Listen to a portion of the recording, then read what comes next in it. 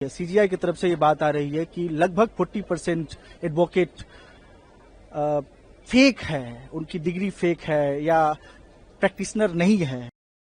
जो supreme court एक उभरता हुआ सितारा है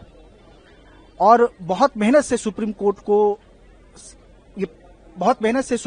को बनाया गया है। जिस तरीके से सुप्रीम कोर्ट को हॉस्टाइल किया जा रहा है पैरोडी के नाम पे, सुप्रीम कोर्ट ने ही गिनी पिग यूज किया, पैरासाइट यूज किया, इवन लीगल जुरिस्प्रूडेंस में इस तरह के शब्दों का इस्तेमाल होता रहा है, वॉच डॉग का इस्तेमाल होता रहा है। इस विषय पे आज हमने मेंशन किया था और मेंशन करने के बाद सीजीआई ने इसको समझा और उन्होंने उनके संज्ञान में, हम मेंशनिंग का मतलब था कि संज्ञान में हम उनको लेकर के आए थे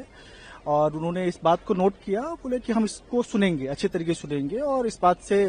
क्योंकि इसमें बहुत ग्रेव अर्जेंसी नहीं, मुझे भी नहीं लगता है कि तुरंत आज ही सुन लिया जाए। लार्जर पर्सपेक्टिव है लीगल फ्रेटर्निटी के इशू को लेकर के भी, क्योंकि जो एडवोकेसी है, वकालत है, उसमें अगर BCI bar council of India की चेयरपर्सन से एक बात आ रही है, सीजीआई की तरफ से ये बात आ रही है कि लगभग 40% एडवोकेट फेक है, उनकी डिग्री फेक है या प्रैक्टिशनर नहीं है। और सीजीआई ने पहले भी बोला था कि इस पे हम किसी अप्रोप्रिएट केस में एक्शन लेंगे। तो मुझे लगता है कि इस इशू को बहुत रूल ऑफ लॉ के तहत भी अच्छे तरीके से देखा जाए और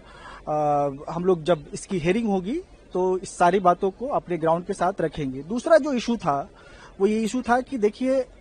parliamentary democracy, Indian parliamentary democracy के अंदर जो सुप्रीम कोर्ट एक उभरता हुआ सितारा है और बहुत मेहनत से सुप्रीम कोर्ट को बनाया गया है।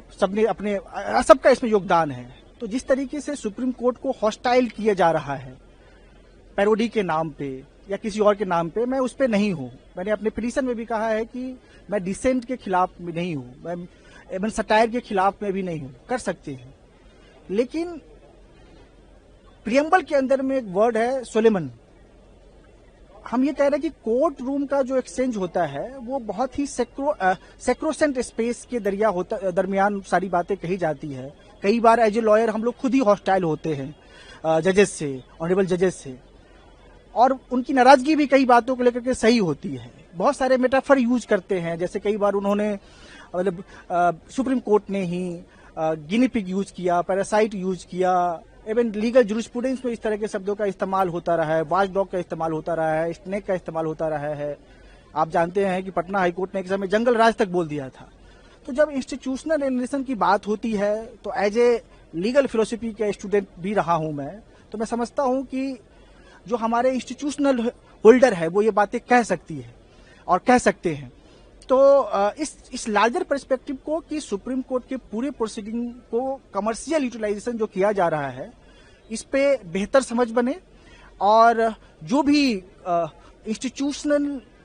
डिग्निटी का ध्यान में नहीं रख करके और जो हमारे पार्लियामेंट्री डेमोक्रेसी और कॉन्स्टिट्यूशन का अचीवमेंट, जो एक ध्रुव का तारा सितारा है सुप्रीम कोर्ट, उसको जिस तरीके से हॉस्टाइल करने की कोशिश की गई, क्योंकि सुप्रीम कोर्ट जजमेंट के अलावा बहुत सारे चीजों में नहीं बोलती है। मैं भी मीडिया में बहुत सारी चीजें नहीं रखता, लेकिन ये इशू इस तरीके से आई है कि as a lawyer I feel that sometime